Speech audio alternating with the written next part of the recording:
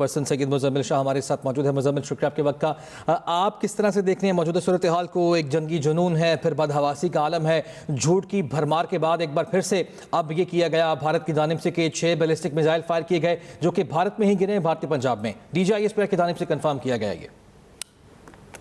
देखिए, ये बहुत ही डेंजरस टैक्टिक्स हैं भारत के। उसकी वजह यह है कि ये फॉल्स फ्लैग एक्यूजेशंस जो हैं, ये इसीलिए इतना टाइमली रिपोर्ट करना पड़ता है जिस तरह DGI-SPR ने आर्डर किया, क्योंकि इससे पहले कि आपके अगेंस्ट कोई केस बिल्ड किया जाए तो ये बहुत ज़रूरी होता है कि हमारा नैरेटिव इससे पहले चला जाए, ताकि ये जो एक एनसर्कल करने की कोशिश की जाती है इसको नाकाम बनाया जा सके। तो ये चूँकि आपको मालूम है कि जो भारतीय पंजाब है इसके साथ जो ताल्लुकात पाकिस्तान के रहे हैं वो कॉर्डियल रहे हैं। करतारपुर राहदारी हो या डिफरेंट रिलीजियस टूरिज्म हो, वो हमेशा यहाँ से रहता है।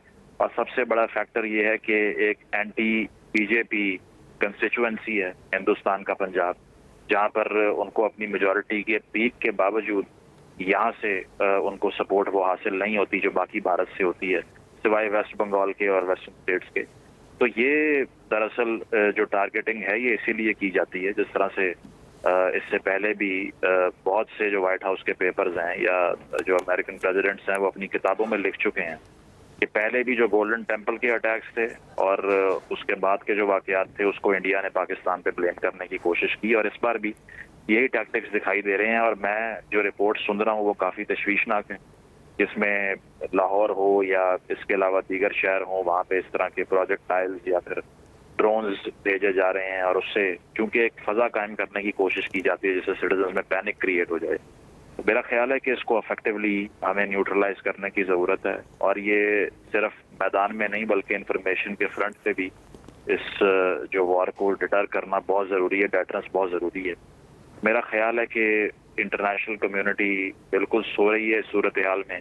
लोगों को अंदाज़ा नहीं है, आलमी दुनिया को ये अंदाज़ा नहीं है कि स्टेक्स कितने हाई हैं इस खित्ते में, या फिर आप जब इतना कॉर्नर करते हैं किसी को जिस तरह पाकिस्तान को किया जा रहा है, एक प्रोलॉन्ग्ड वॉर में डालने की कोशिश की जा रही है, तो फिर अल्टीमेटली क्या ऑप्शंस होते हैं किसी भी मुल्क के पास। तो ये है कि इस सिचुएशन की सेंसिटिविटी को, सीरियसनेस को, इसकी असासियत को अनफॉर्चुनेटली आप अमेरिकन का रिस्पॉन्स देख लें, वो भी नहीं समझते। आज JD वैंस का स्टेटमेंट आया जिसमें उन्होंने कहा कि भारत और पाकिस्तान की ये अपनी जंग है, हमारा इससे कोई ताल्लुक नहीं है।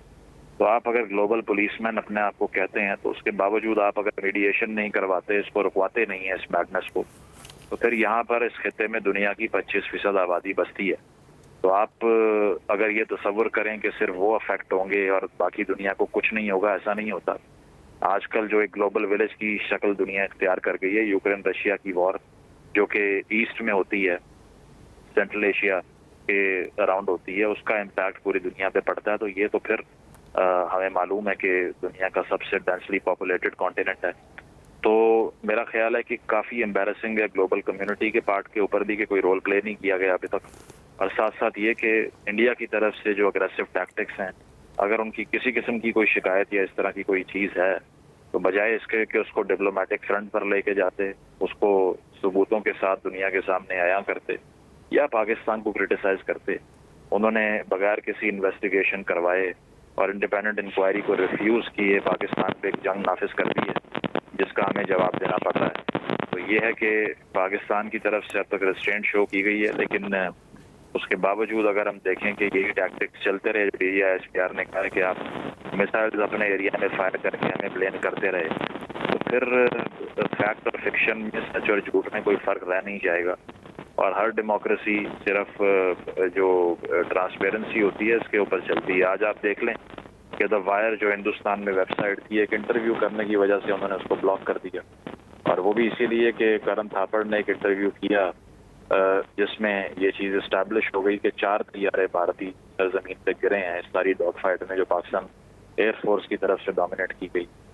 तो इतनी सी बात जब हजम नहीं होती तो फिर डेमोक्रेसी नहीं अपने आप को आप कह सकते। चलें, पाकिस्तान पर तो आपका ये इल्ज़ाम रहता है कि हम हाइब्रिड स्टेट हैं, हमारे यहाँ जमहूरियत और पार्लियामान कमज़ोर है, लेकिन आप तो सबसे बड़ी जमहूरियत कहते हैं अपने आप को दुनिया की। तो अगर उसके बावजूद एक वेबसाइट का क्रिटिसिज्म आपसे बर्दाश्त नहीं होता और सारा मीडिया आपने एक सर्कस लगाने के लिए रखा हुआ है, जो हमने देखा है कि एक रात पहले जिस तरह की रिपोर्टिंग हुई कि पेशावर और कोयटा और लाहौर और कराची सब फतह कर लिया, اور کسی کو کانوں کان خبر نہیں ہوئی. تو جس طرح کا مذاق اور جس طرح کے مذاقہ خیز وہاں پر میڈیا پہ رپورٹنگ کی جا رہی ہے، اس سے صرف پاکستان نہیں بھارتی عوام کو بھی مس لیڈ کیا جا رہا ہے.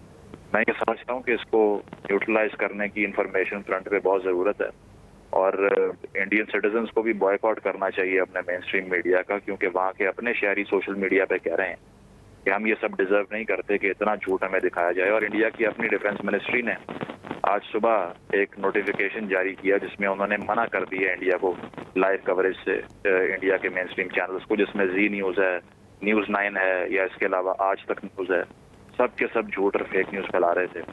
تو یہ ہے کہ اس کو روکنے کے لیے ہمیں بھی اپنا رول جس طرح سے پاکستانی میڈیا نے رسپانسبلی ایکٹ کیا، آپ کمپیئر کر کے دیکھ لیں تو زمین آسمان کا فرق دکھائی دے گا. اسی طرح پاکستان کا ملٹری ریسپانس بھی کافی ریسٹرینڈ ہے. ملٹری ٹارگٹس کو ہٹ کرنے کے علاوہ سویلینز کو اوائڈ کیا ہم نے، اور جو ہو سکا پیس کو مینٹین کرنے کے لیے وہ کر رہے ہیں.